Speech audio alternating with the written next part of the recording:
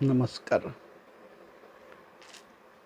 मनास माझ्या पिसे जडावे, असेच काही तुझ्यात आहे. मी माझे पण विसरून जावे, असेच काही तुझ्यात आहे. या देहाचे सुमन बनावे, असेच काही तुझ्यात आहे. अनतव चरणी ते अर्पावे, असेच काही तुझ्यात आहे. जळीस्थळी मज तूच दिसावे, असेच काही तुझ्यात आहे. रात्रंदिन मी तुला स्मरावे, असेच काही तुझ्यात आहे.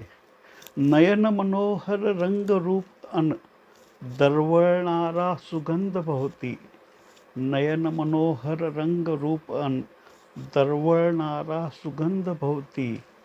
वेलीवरती फूल पहावे, असेच काही तुझ्यात आहे. मलाच माझे नवल वाटते, नखशिखांत मी कसा बदललो. मलाच माझे नवल वाटते, नखशिखांत मी कसा बदललो. पाषाणाचे फूल बनावे, असेच काही तुझ्यात आहे. तुला तुला टाळणे अशक्य आहे, तुला माळणे त्याहून अवघड. तुला टाळणे अशक्य आहे, तुला टाळणे त्याहून अवघड. त्रिशंकूपरी मी लटकावे, असेच काही तुझ्यात आहे. अद्वैताची व्याख्या मजला, तुझ्यामुळे ही कळली सके. तुझ्यात मी सामावून जावे, असेच काही तुझ्यात आहे. प्रार्थनेतला नाद गुमावा, तशी तुझी मी साद ऐकतो. प्रार्थनेतला नाद गुमावा, तशी तुझी मी साद ऐकतो. ध्यान इलाही तुझे करावे, असेच काही तुझ्यात आहे. प्रत्येकाच्या जीवनामध्ये एक अशी व्यक्ती येते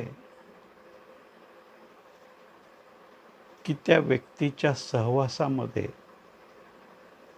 तुमच्या मनाला पंख फुटतात. तुमचं मन हलकं होतं, निर्भार होतं. मनास माझ्या पिसे जडावे, जणू तुमच्या मनाला पिसे जडतात आणि उंच आकाशात तुम्ही भरारी घेऊ लागता. मनास माझ्या पिसे जडावे, असेच काही तुझ्यात आहे. जेव्हा तुमच्या जीवनामध्ये सद्गुरूचा प्रवेश होतो, तेव्हा तुमच्या मनाला पिसे लागतात. तुमचं मन हलकं होतं, निर्भार होतं.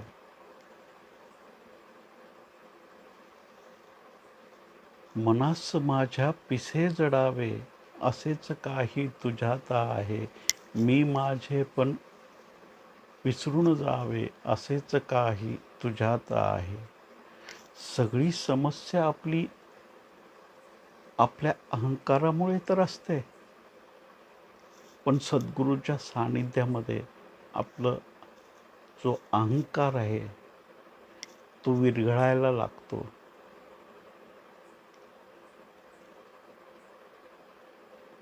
सद्गुरूच्या जितकं निकट तुम्ही जाता, तितकं तुम्हाला जाणवतं की तुमचा अहंकार तिरोहित होऊ लागला आहे. मनास माझ्या पिसे जडावे, असेच काही तुझ्यात आहे. मी माझे पण विसरून जावे, असेच काही तुझ्यात आहे. आणि मग त्याच्या सानिध्यात तुमचा अहंकार हळूहळू विलीन होतो, बाष्पीभूत होतो, नष्ट होतो. त्याचं अस्तित्व उरतच नाही. एखाद्या पाण्याच्या थेंबाने महासागरात प्रवेश केल्यावर त्या थेंबाचं अस्तित्व उरेल का? तसं तुम्ही जेव्हा गुरूच्या महासागरात प्रवेश करता त्यावेळेला तुमचा स्वतःचं अस्तित्व तुम्ही विसरून जाता आणि गुरुचंच अस्तित्व राहतं. तुमचं मी हरवून जातो, विलीन होतो.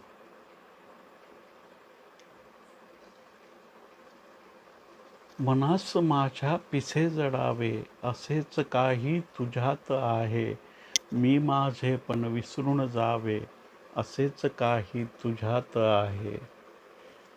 या देहाचे सुमन बनावे, असेच काही तुझ्यात आहे. अनतव चरणी ते अर्पावे, असेच काही तुझ्यात आहे. तुमचं देहाचं एका फुलामध्ये, एका सुमनामध्ये रूपांतरण होतं. आतून काहीतरी उमलायला लागतं, काहीतरी अदृश्य बीज अंकुरित होऊ लागतात आणि हळूहळू तुमचा देह कधी एका सुमनामध्ये परावर्तित झालेला आहे तुम्हाला लक्षातही येत नाही. आणि हे उमललेले फूल त्या सद्गुरूच्या चरणावर अर्पण नाही करायचं तर अजून कुठं करायचं. या देहाचे सुमन बनावे, असेच काही तुझ्यात आहे. ज्याच्या सानिध्यात, ज्याच्या सहवासात, ज्याच्या प्रेमाच्या वर्षावाने हे फूल उमललं ते त्याच्याच चरणावर अर्पण करण्यासारखं आहे. या देहाचे सुमन बनावे, असेच काही तुझ्यात आहे. अनतव चरणी ते अर्पावे, असेच काही तुझ्यात आहे. रात्रंदिन मी तुला स्मरावे, असेच काही तुझ्यात आहे. आणि रात्रंदिन त्या गुरुच्या स्मरणामध्ये तुमचे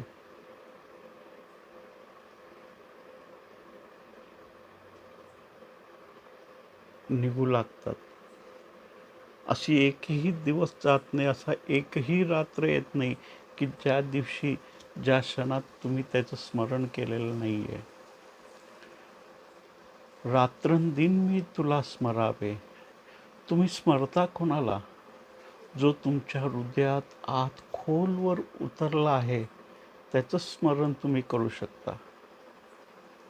बाकी हजारो लाखो लोक तुमच्या जीवनामध्ये येतात, भेटतात, जातात, पण सद्गुरूची छाप तुमच्या खोल अंतर्मनात, तुमच्या मनाच्या तळापर्यंत, तुमच्या आत्म्यापर्यंत पोहोचते.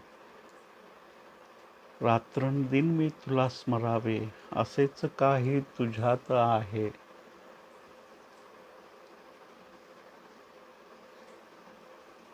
जळी स्थळी मच तूच दिसावे, असेच काही तुझ्यात आहे. जिथे पाहावं तिथं तुम्हाला तो दिसू लागतो.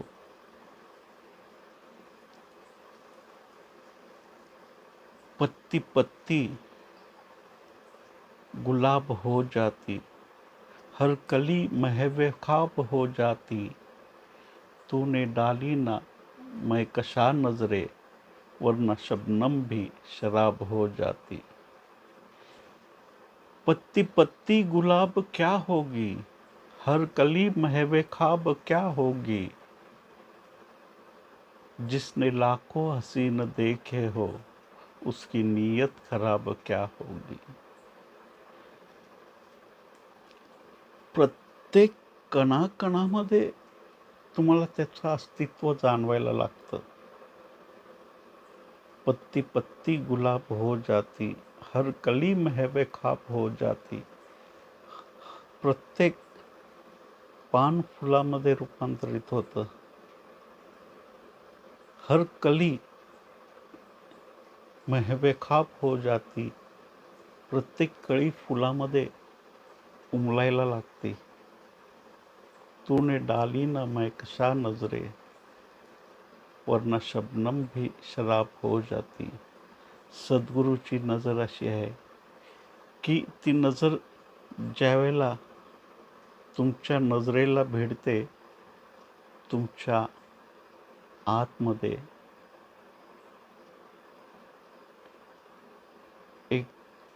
प्रेम सरिता एक भक्तीची, प्रेमाची मदिरा प्रभावित होऊ लागते. जळी स्थळी मज तूच दिसावे, असेच काही तुझ्यात आहे. रात्रंदिन मी तुला स्मरावे, असेच काही तुझ्यात आहे. नयन मनोहर रंग रूप अन दरवळणारा सुगंध भोवती. आणि गुरुचं स्वरूप, त्याचं रूप नयन मनोहर असतं. तो कसाही असो, दिसायला कितीही क्रूप असो, पण ज्यावेळेला तुम्ही प्रेमाने आणि भक्तीने पाहता, त्यावेळेला ते रूप सुंदर होऊन जातं. सौंदर्य चेहऱ्यामध्ये नसतं, ते तुमच्या हृदयामध्ये असतं, तुमच्या नजरेमध्ये असतं.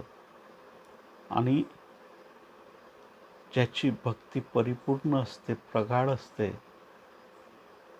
तो एखाद्या पाषाणाला पण ज्यावेळेला बघतो, त्यावेळेला पण त्याच्यामध्ये देवत्व दिसतं, सौंदर्य दिसतं, परमात्मा दिसतो. हृदयात प्रेम असल्याशिवाय हे शक्य नाही. नयन मनोहर रंग रूप अन दरवळणारा सुगंध भोवती. एखाद्या व्यक्तीला आपण ज्यावेळेला पाहतो आणि तो आपल्याला आवडू लागतो, त्याच्यामध्ये एक आकर्षण निर्माण होतं. तुम्ही म्हणता की सद्गुरूचा आवाज सुंदर होता म्हणून मी त्याच्या प्रेमात पडलो. सद्गुरूचे डोळे सुंदर होते म्हणून मी त्याच्या प्रेमात पडलो. सद्गुरूचे विचार सुंदर होते म्हणून मी त्याच्यात प्रेमात पडलो. असं कधीच नसतं. तुम्ही आधी प्रेमात पडता, त्यानंतर सद्गुरूचे वचन तुम्हाला आवडायला लागतात, त्यांचे डोळे तुम्हाला आवडायला लागतात, त्याचे प्रत्येक गोष्ट तुम्हाला आवडायला लागते. ही आवड, ही रुची, हा रस तुमच्या आत जो निर्मित झालेला असतो, हे तुमच्यामध्ये निर्माण झालेल्या भक्तीमुळे, प्रेमामुळे निर्माण झालेला असतो. त्यामुळे नयन मनोहर रंग रूप कसंही असो, ते कितीही कुरूप असो, पण जिथं ती भक्तीची, प्रेमाची नजर जाते, त्या रूपात सौंदर्य प्रकट व्हायला लागतं. नयन मनोहर रंग रूप अन दरवळणारा सुगंध भोवती. आणि हा सुगंध प्रत्येकाला अनुभवायला नाही येत. ज्या भक्तांच्या हृदयामध्ये प्रीती जागृत झाली आहे,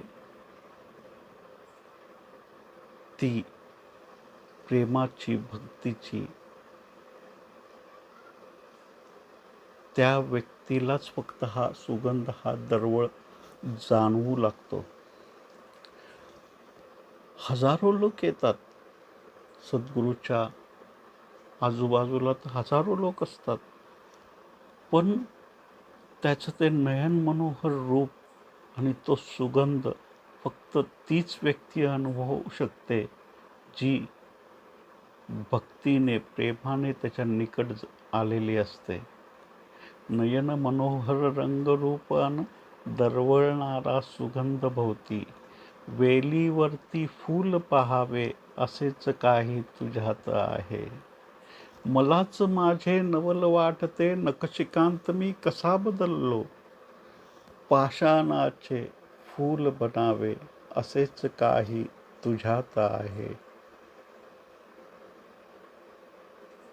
तुम्ही इतके बदलाल असं तुम्हाला स्वतःलाही वाटलेलं नव्हतं. ही बदलाहट, हे रूपांतरण तुमच्यात झालं त्या सद्गुरूच्या सानिध्यामध्ये.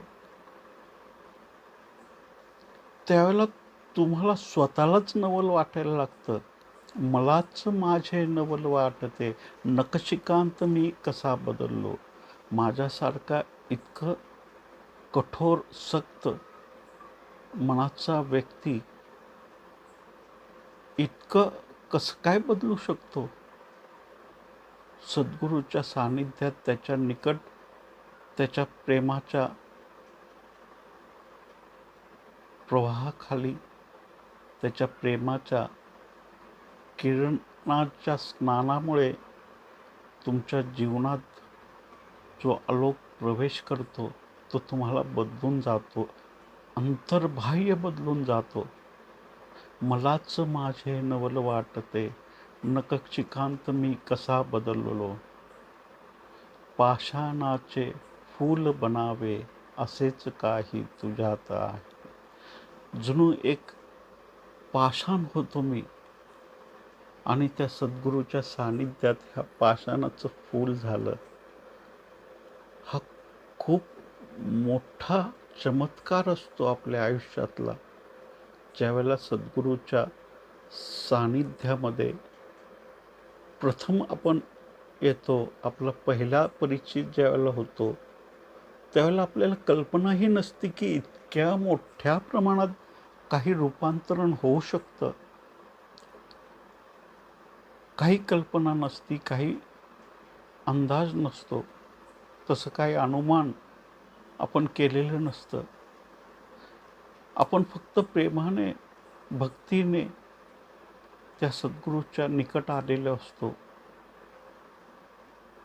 पण तो आपल्याला इतका बदलून जाईल याचं ध्यानीमनी सुद्धा आपल्याला कधी विचार शिवलेला नसतो. मलाच माझे नवल वाटते, नखशिखांत मी कसा बदललो. पाषाणाचे फूल बनावे, असेच काही तुझ्यात आहे. तुला टाळणे अशक्य आहे, तुला माळणे त्याहून अवघड. त्रिशंकू परी मी लटकावे, असेच काही तुझ्यात आहे. बरेच प्रसंग असे येतात ज्यावेळेला तुम्हाला सद्गुरू नकोसा वाटू लागतो. ज्यावेळेला सद्गुरू तुमच्यावर काम करत असतो, त्यावेळेला तो 3 स्वरूपात काम करत असतो. तो तुम्हाला घडवण्यासाठी तुमच्यावर आघात पण करत असतो, तुम्हाला आधार पण देत असतो, आणि एकीकडे तुम्हाला मिटवण्याचं पण काम करत असतो. खडतर प्रवास असतो. एवढं सहज सोपं नसतं सद्गुरूच्या सानिध्यामध्ये दीर्घकाळ टिकून राहणं. एवढं कठीण काम असतं, कारण त्याचं काम एखाद्या मोठ्या सर्जनपेक्षा पण मोठं असतं. सर्जन तर तुमच्या शरीरावरच शस्त्रक्रिया करत असतो, सद्गुरू तुमच्या आत्म्यावर शस्त्रक्रिया करत असतो. तुला टाळणे अशक्य आहे, तुला माळणे त्याहून अवघड. त्रिशंकूपरी मी लटकावे, असेच काही तुझ्यात आहे. गुरुला टाळणं अशक्य होतं, आणि त्याला माळणं अजून अधिक अशक्य होऊन जातं.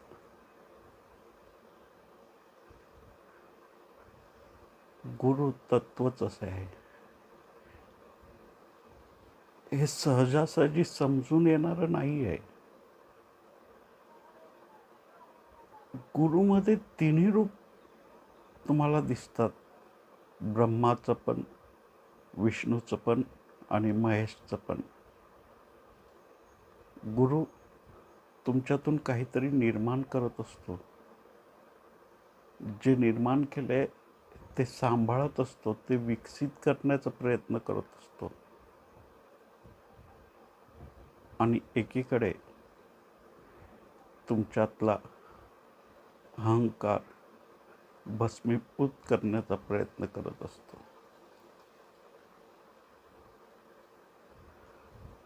तुला टाळणे अशक्य आहे.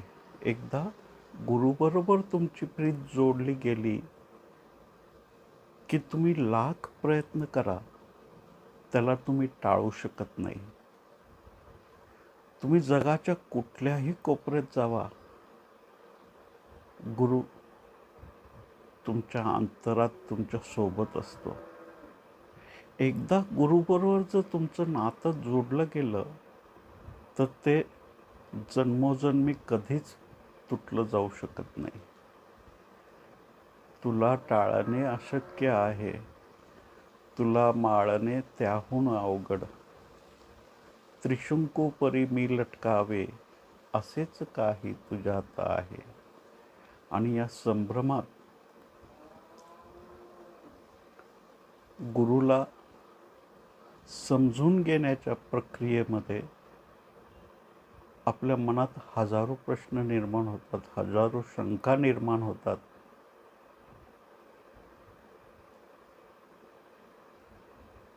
कधी वाटतं गुरु योग्य आहे, बरोबर आहे, उचित करतोय, आणि कधी कधी वाटतं की गुरु चुकीचं करतोय.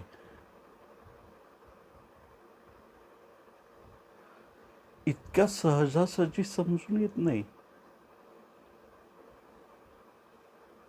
कारण आपण असतो मनाच्या पातळीवर आणि आपल्या मान्यता, आपल्या धारणा, आपल्या कल्पना ह्या सोबत घेऊन तर आपण वाटचाल करत असतो. गुरु कुठल्या तरी अज्ञात जगताची खबर घेऊन आलेला असतो आणि त्यामुळे तो जे काही सांगत असतो त्या सांगण्यावर सुरुवातीला भरोसा येत नाही, विश्वास बसत नाही, अनेक संदेह निर्माण होतात. आणि या संभ्रमित अवस्थेमध्ये प्रारंभिक काळामध्ये ही स्थिती असते की तुला टाळणे अशक्य आहे, तुला माळणे त्याहून अवघड. त्रिशंकू परी मी लटकावे, असेच काही तुझ्यात आहे. तुझा गंध मकरंद तुझा मी, प्राशत असतो चाकत असतो. तुझा गंध मकरंद तुझा मी, प्राशत असतो चाकत असतो. दिवा स्वप्न मी नित्य पहावे, असेच काही तुझ्यात आहे. आणि त्या गुरुचा गंध मकरंद प्रत्यक्ष अप्रत्यक्षरित्या त्याचा स्वाद तुम्ही घ्यायला लागता. गुरुचे फक्त शब्द नसतात, त्या शब्दामागील असलेलं त्याचं मौन, त्याचं ध्यान, त्याची ऊर्जा, त्याचं प्रेम, हे पण तुम्हाला अनुभवायला यायला लागतं. तुझा गंध मकरंद तुझा मी, चाकत असतो प्राशत असतो. दिवा स्वप्न मी नित्य पहावे, असेच काही तुझ्यात आहे. आणि तो इतका तुमच्या बाह्य जगामध्ये प्रवेश करतो, तुमच्या शरीरामध्ये, तुमच्या मनामध्ये, तुमच्या कणाकणामध्ये, तुमच्या श्वासातून तो प्रवाहित होऊ लागतो.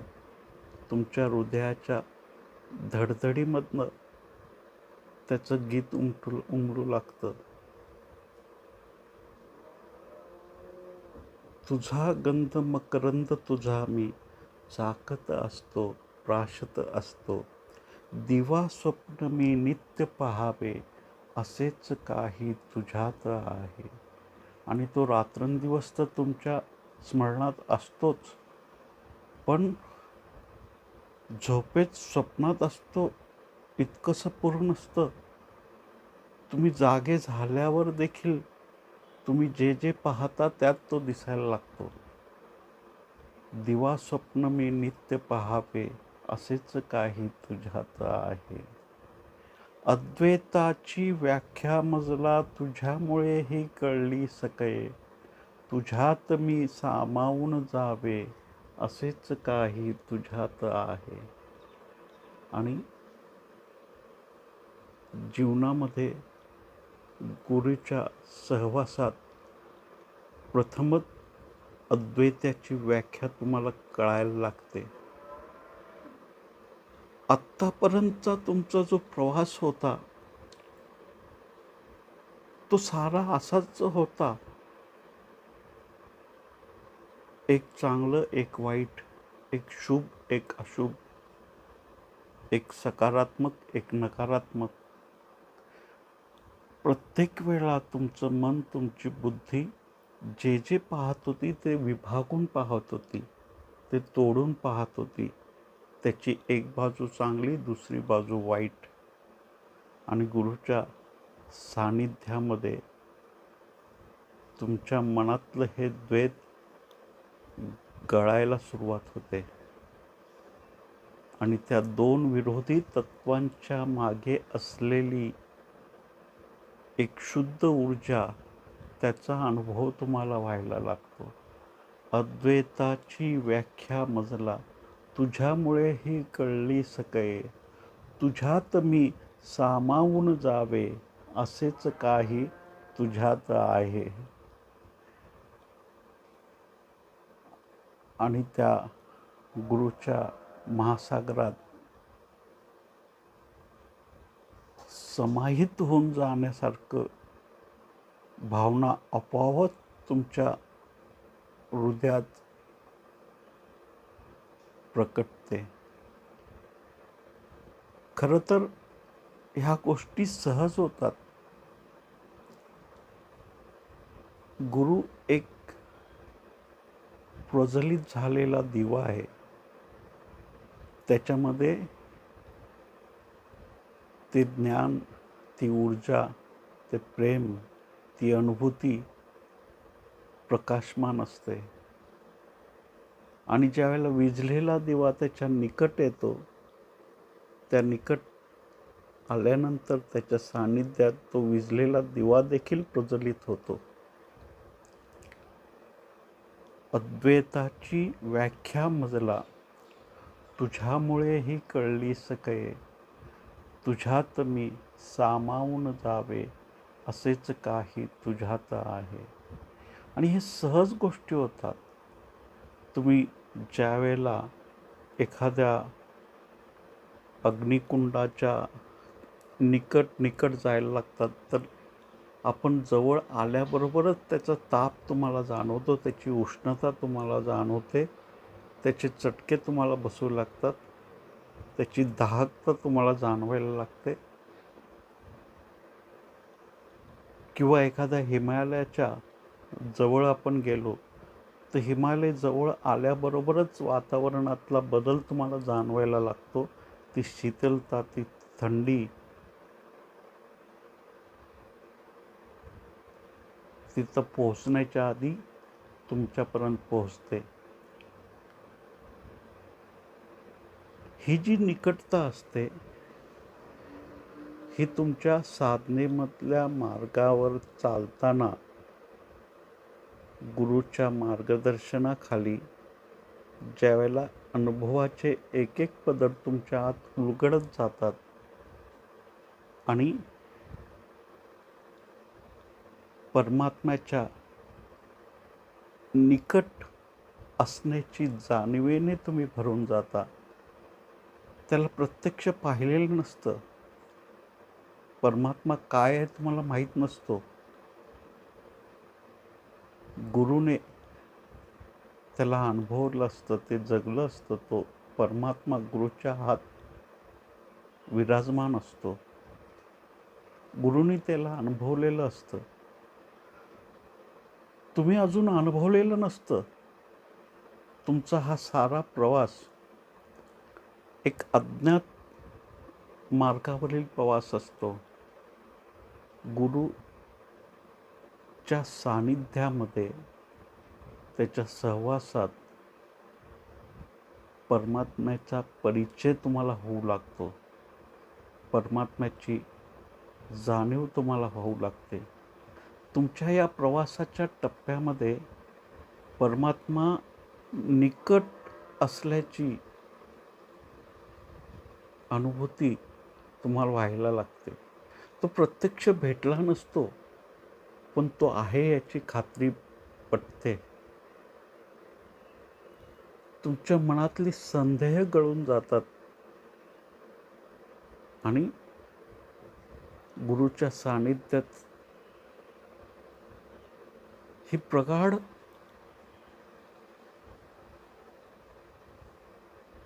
श्रद्धा तुमच्या आत जन्मते. परमात्मा आणि तुमची भेट निश्चित असल्याची खात्री तुमच्या आतून जन्मते. अद्वैताची व्याख्या मजला तुझ्यामुळे ही कळली सके. तुझ्यात मी सामावून जावे असेच काही तुझ्यात आहे. प्रार्थनेतला नाद घुमावा तशी तुझी मी साद ऐकतो. प्रार्थनेतला नाद घुमावा तशी तुझी मी साद ऐकतो. ध्यान इलाही तुझे करावे असेच काही तुझ्यात आहे. आणि गुरुचे शब्द हे प्रार्थनेतल्या नाद घुमावा तसे शब्द असतात.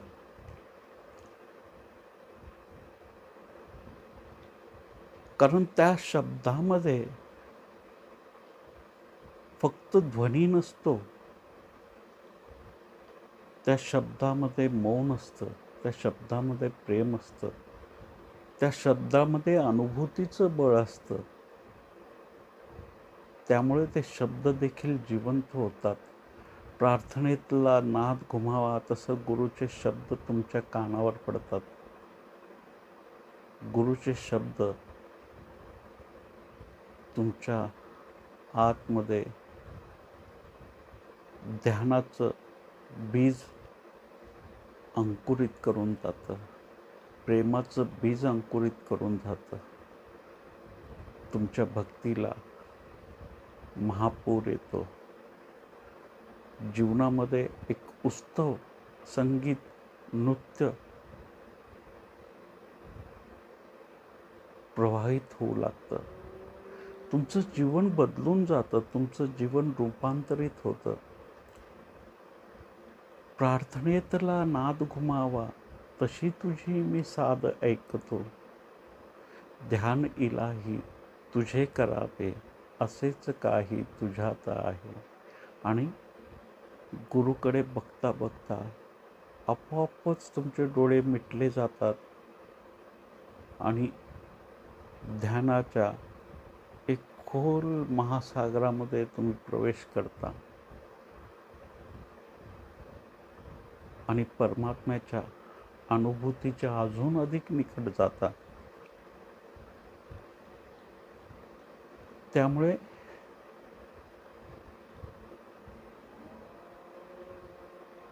गुरु तुम्हाला एका बीजापासून ते एका वृक्षामध्ये रूपांतरित करून जातो. आणि ही प्रक्रिया घडत असताना गुरु कधीच तुमच्यावर जबरदस्ती करत नाही. कारण गुरु तुमच्यावर प्रेम करत असतो. त्याची करुणा प्रगाढ असते, असीम असते. तुम्ही परमात्म्याचा अनुभव घ्यावा ही शुद्ध भावना त्याच्या अंतरात असते. पण असं असतानाही तो कोणत्याच बाबतीत तुमच्यावर जबरदस्ती करत नाही. तुम्हाला त्या साधनेवर, त्या मार्गावर चालण्यासाठी विनंती करतो, प्रयास करतो तुम्ही चालावं म्हणून. पण तुम्हाला जबरदस्ती खेचून तो घेऊन जात नाही कधीच. हा, तुमच्या आतमध्ये ती तहान निर्मित व्हावी, ती अभिप्सा प्रगाढ व्हावी म्हणून तो सदैव प्रयत्न करत असतो. त्याचे प्रयत्न कधीच थांबत नाहीत. तुमच्या प्रत्येकाच्या जीवनामध्ये एक कोण ना कोण सद्गुरू असतोच. आणि जर नसला फक्त घाबरू नका. तुमच्यामध्ये ज्यावेळेला भक्ती प्रगाढ होते, तुमच्यामध्ये ज्यावेळेला शिष्यत्वाची भावना प्रगाढ होते, त्यावेळेला सारं अस्तित्व तुमच्यासाठी गुरु बनून जातं. आणि तुम्ही तुमच्या सद्गुरूशी प्रामाणिक राहा. तो चांगला असो वा वाईट, त्याची चिंता करू नका. तुमचे भाव जर प्रामाणिक असतील तर गुरु कसाही असला तरी त्या गुरुच्या माध्यमातनं तुम्ही त्या अस्तित्वाच्या परमात्म्याच्या अनुभूतीच्या महाद्वाराजवळ पोहोचू शकता. आत्तापर्यंत असं कधीच झालं नाही आणि असं कधीच होणार नाही की ज्यांनी या मार्गावर पाऊल उचललंय तो पोहोचूच शकलेला नाही आहे. असं कधीच होत नाही. कुठून ना कुठून गुरु तुमच्या मदतीला येतोच. कोणत्या ना कोणत्या रूपानं तो तुमच्यासोबत, तुमच्या जवळ, तुमच्या निकट येतोच. तुम्ही गुरुला शोधू शकत नाही, गुरु तुम्हाला शोधून काढतो. आणि हे नातं हे फक्त या जन्मापुरतं नसतं, हे अनंत जन्माने विकसित झालेलं हे नातं असतं. मनास माझ्या पिसे जडावे, असेच काही तुझ्यात आहे. हे पिसे कधी जडतील तुमच्यामध्ये? मन म्हणजे विचार, कल्पना, इच्छा, आकांक्षा, स्वप्न, या सगळ्यांची गर्दी, या विचारांची गर्दीमुळे तुमचं मन इतकं जड झालंय की ते उडूच शकत नाहीत. त्याला पंख लावलं तरी ते उडू शकणार नाही. असा कोणतरी व्यक्ती तुमच्या जीवनात येतो ज्याच्या प्रवेशाबरोबर तुमचे विचार, तुमचे कल्पना, तुमचे संदेह हे सगळे गळायला लागतात हळूहळू. आणि त्यावेळेला हे अनुभूती तुम्हाला होते, मनास माझ्या पिसे जडावे. आणि हे मन हलकं निर्भर झाल्यामुळे ते जे तुमच्या मनाला पिसे लागलेले असतात त्याची जाणीव तुम्हाला होते.